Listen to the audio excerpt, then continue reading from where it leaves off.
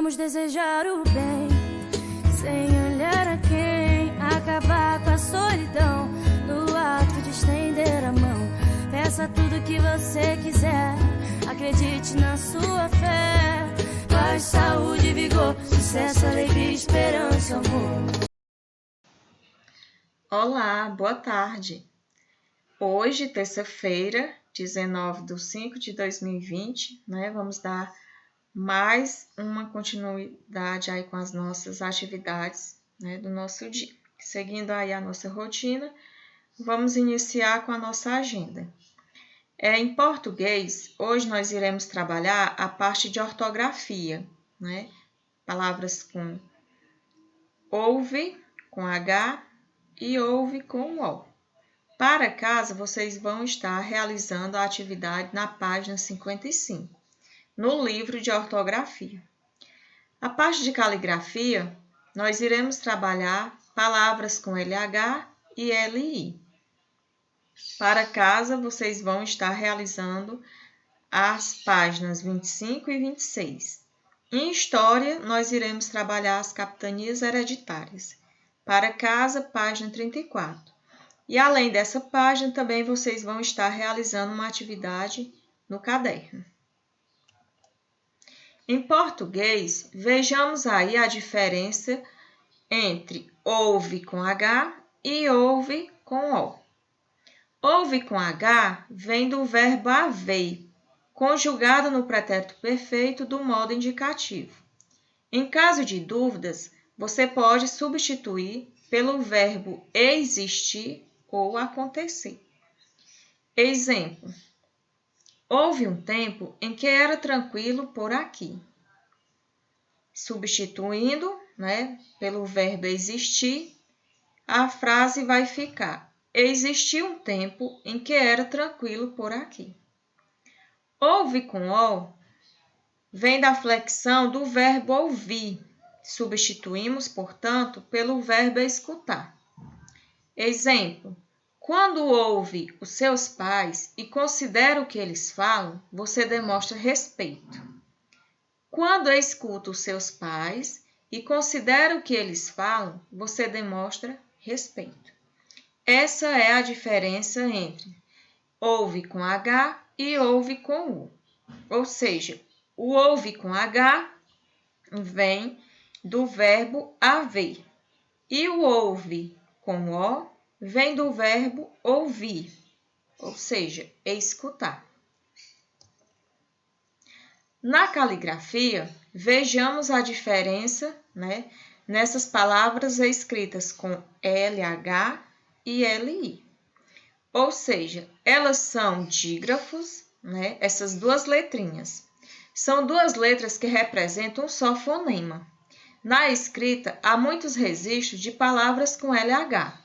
Entretanto, é muito comum que crianças, jovens e adultos as confundam com LI quando vão escrever.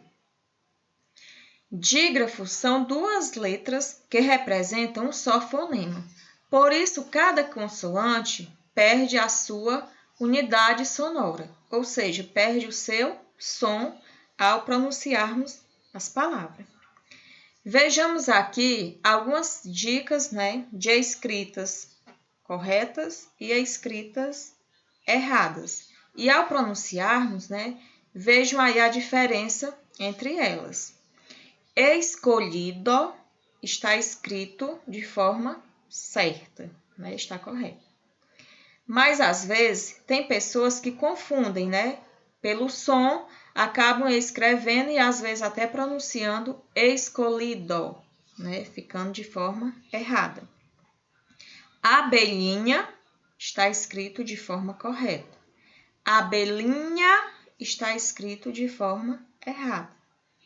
Folhinha, correto. Folhinha, errado. Encolhida, certo. Encolhida, errado. Velhice, certo. Velhice, errado. Filhinho de papai, está correto. Filhinho de papai, está errado. Uma que é muito conhecida, né? E acontece muito de alguém, às vezes, quando vai pronunciar, seja a pessoa adulta ou criança, às vezes confunde muito, né? A escrita da palavra família, né? Família. Tem pessoas que pronunciam família e não essa é a forma correta, e sim família. Família, tá certo? Vamos agora para a nossa disciplina de História. Em História, nós iremos trabalhar as capitanias hereditárias, que vocês poderão estar fazendo a leitura pausadamente, com calma, tá certo? E aqui vocês vão acompanhar um pequeno resumo, tá certo? Assim, para vocês terem um conhecimento a mais, tá? Um complemento a mais, o que realmente foram essas capitanias hereditárias. Então, vamos dar continuidade. As capitanias hereditárias foram um sistema administrativo implementado pela coroa portuguesa no Brasil no ano de 1534. O território do Brasil, pertencente a Portugal, foi dividido em faixas de terras e concedidas aos nobres de confiança do rei Dom João III, no ano de 1502 a 1557.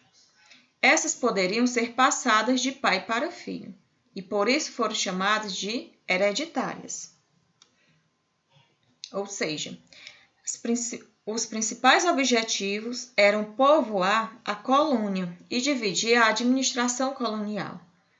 As capitanias hereditárias, porém, tiveram vida curta e foram abolidas 16 anos após sua criação. Após essa descoberta das terras, a leste do Tratado de Tordesilhas, em 1500, por Pedro Álvares Cabral, o foco da coroa portuguesa, na sua colônia, da América Portuguesa, era a extração dos recursos da terra, como o pau-brasil.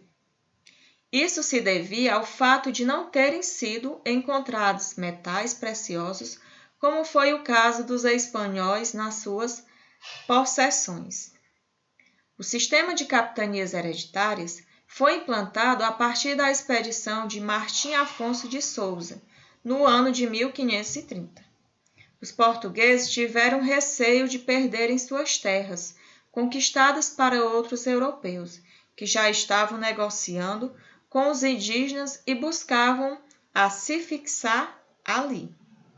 Portanto, a coroa portuguesa imediatamente adotou medidas para povoar a colônia, evitando dessa maneira possíveis ataques e invasões. O sistema de capitanias havia sido implementado pelos portugueses na Ilha da Madeira, nos arquipélagos dos Açores e de Cabo Verde. Assim ficou estabelecido a criação de 15 capitanias e seus 12 donatários, uma vez em que uns receberam mais que uma porção de terra e as capitanias do Maranhão e São Vicente foram divididas em 2 porções.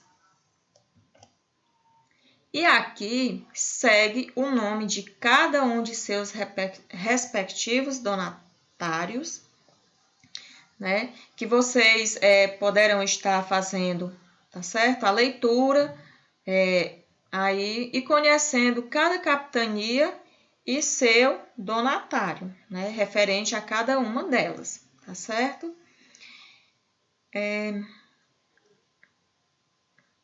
Eu vou fazer aqui a breve leitura para vocês. Capitania do Maranhão, temos aí como donatário João de Barros e Aires da Cunha e Fernando Álvares de Andrade. Capitania do Ceará, Antônio Cardoso de Barros. Capitania do Rio Grande, João de Barros e Aires da Cunha. Capitania de Itamaracá, Pero Lopes de Souza. Capitania de Pernambuco, Duarte Coelho Pereira. Capitania de Bahia de Todos os Santos, Francisco Pereira Coutinho. Capitania de Ilhéus, Jorge de Figueiredo Correia, a de Porto Seguro, Pero de Campo Tourinho, do Espírito Santo, Vasco Fernandes Coutinho, Capitania de São Tomé, Pero de Góes de Silveira, Capitania de São Vicente, Martim Afonso de Souza, Capitania de Santo Amaro, Pero Lopes de Souza, Capitania de Santana, Pero Lopes de Souza. Vocês podem também estar acompanhando, né, todos esses nomes, verificando, identificando cada um pelo mapa que consta na página 33 no livro de vocês de História. Sugestão da atividade que vocês vão estar realizando no caderno é essa, né, referente ao conteúdo estudado, capitanias hereditárias. Vocês vão estar lendo o conteúdo da página 33 e irão fazer um pequeno resumo do que você entendeu do conteúdo estudado, identificando os direitos e deveres dos donatários, causas de fracasso na maioria das capitanias. Então, é isso, gente. Vocês, né, vão estar mais um dia realizando aí as nossas atividades, seguindo aí a nossa rotina, tá certo?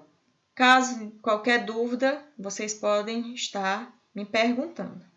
Então, a nossa aula de hoje encerra aqui, tá certo? Desejo a todos uma excelente terça-feira. Tenham todos uma boa tarde e vamos ter muita fé, né? E perseverança, sejamos fortes, tá certo?